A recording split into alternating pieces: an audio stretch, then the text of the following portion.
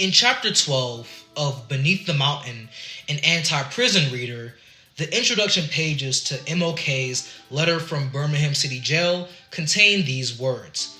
Quote, his argument shifts from the question, is it legal or illegal, to is it ethical or unethical? In his moral landscape, the oppressed lead and sincere allies take direction from them.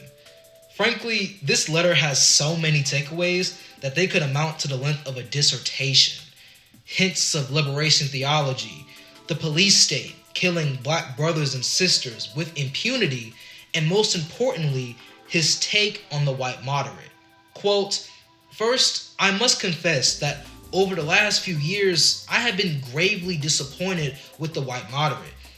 I have almost reached the regrettable conclusion that the Negro's greatest stumbling block in the stride toward freedom is not the white citizens' counselor or the Ku Klux Klanner, but the white moderate who is more devoted to order than to justice, who prefers a negative peace, which is the absence of tension, to a positive peace, which is the presence of justice, who constantly says, I agree with you in the goal you seek, but I can't agree with your methods of direct action, who paternalistically feels that he can set the timetable for another man's freedom, who lives by the myth of time, and who constantly advises the Negro to wait until a more convenient season.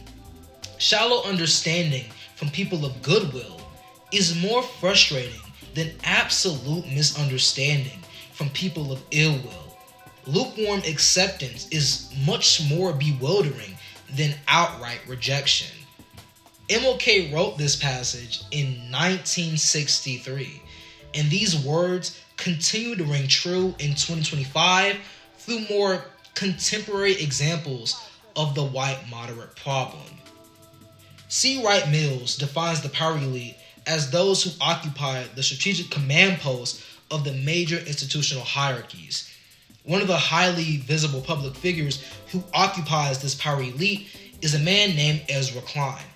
He's a white, neoliberal political commentator and journalist who has his own show with the New York Times and wrote a book titled Abundance, which advocates for big tent politics. Said politics refers to a political party that encompasses a spectrum of political beliefs, including the right wing. It's important to understand why Ezra Klein is part of the power elite by going deeper into Mills's The Power Elite. Quote, the power elite is composed of men whose positions enable them to transcend the ordinary environments of ordinary men and women. They are in positions to make decisions having major consequences. Whether they do or do not make such decisions is less important than the fact that they do occupy such pivotal positions. Their failure to act, their failure to make decisions is itself an act that is often of greater consequence than the decisions they do make. Ezra Klein has been invited to the White House. Senate Democrats listen to Ezra Klein when he speaks, and he even helped set the stage for Kamala Harris's nomination in February 2024 when he advocated for Joe Biden to drop out. He isn't just a prominent celebrity.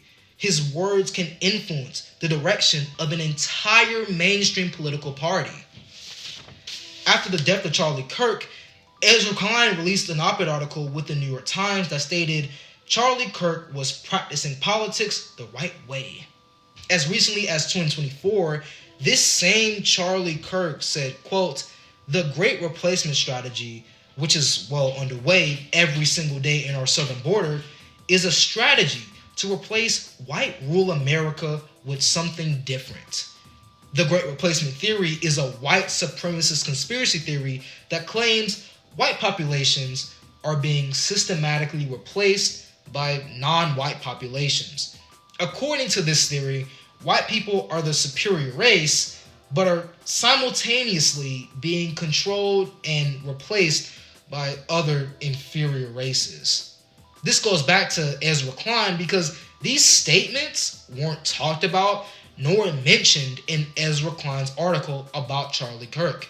Seeing this, Ta-Nehisi Coates responded in a Vanity Fair article where he stated, "And what of the writers, the thinkers, and the pundits who cannot separate the great crime of Kirk's death from the malignancy of his public life? Can they truly be so ignorant to the words of a man they have so rushed to memorialize? I don't know." But the most telling detail in Klein's column was that for all his praise, there was not a single word in the piece from Kirk himself. This rightful disagreement earned Coates an opportunity to hash out his differences with Ezra Klein on his podcast show with the New York Times. Throughout the hour-long conversation, Coates explains the history of Black Reconstruction, the Civil Rights Movement, and how America's past history with Black people affects America's present moments with Black people. Ezra Klein is only able to respond to this by saying, "When you view history in this way, it makes the present too deterministic. And I like to view history 8 to 12 years ago." What exhibits the issues with the white moderate better than this? What displays these timeless words from Dr. King's letter than this? How is this any different from a Texas white man writing to Dr. King, quotes, "All Christians know that the colored people will receive equal rights eventually, but is it possible that you are in too great of a religious hurry?" Ezra Klein believes in his abundance and big tent politics because he views history from 8 to 12 years ago. He doesn't put things in their historical context unless it pertains to creating a fictionalized Zionist history to support apartheid Israel. He chooses to remain ignorant of the DNC ignoring Palestinian Arab American voters and rural Roman in 2024. Similar to the DNC ignoring Black voters in Fannie Lou Hamer in 1964. He even refuses to acknowledge empirical political data coming from New York City as Zohran Mamdani won the Democratic mayoral race. This is a white man who paternalistically feels that he can set the timetable for another man's freedom. Oftentimes, his big tent politic tries to appeal to centrists and Republicans rather than the people left of them who actually want to vote for the Democratic Party. When it comes to Ezra Klein, Democratic socialists such as Zohran Mamdani are highlighted for their videos instead of their policies to tax the rich and implement free childcare. Whereas white supremacists like Charlie Kirk are celebrated for doing nothing but pushing half-baked arguments and incorrect statistics against 18-year-old college students. In his interview with Coates, Ezra Klein was completely unable to engage with Coates' historical responses as a Black man living in America, and would quickly move on to another topic that fits his abundance narrative. All this to say, this is who the Democratic Party genuinely listens to.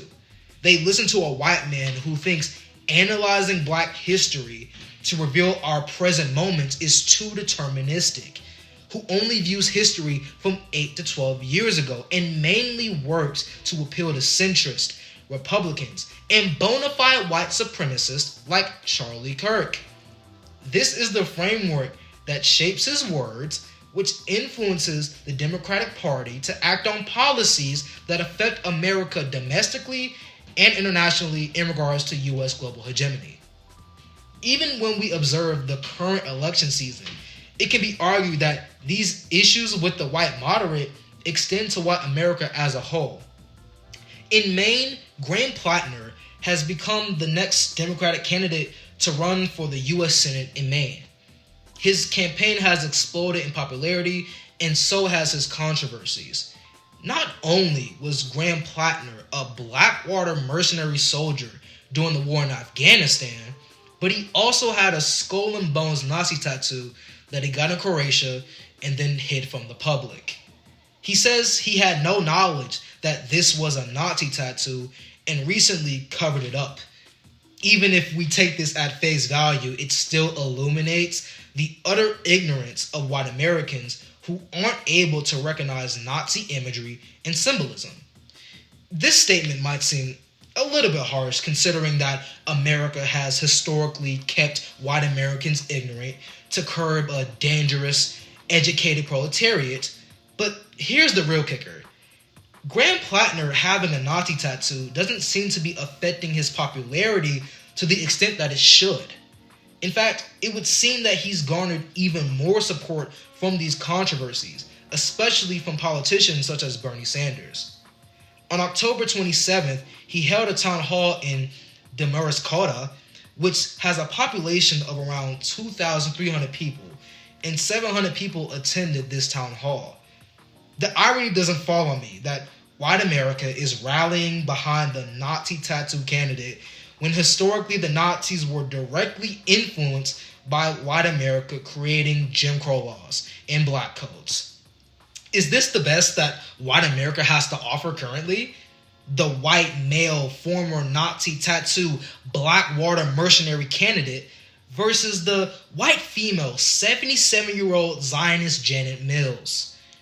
Will the white moderate mentality ever become the minority in America?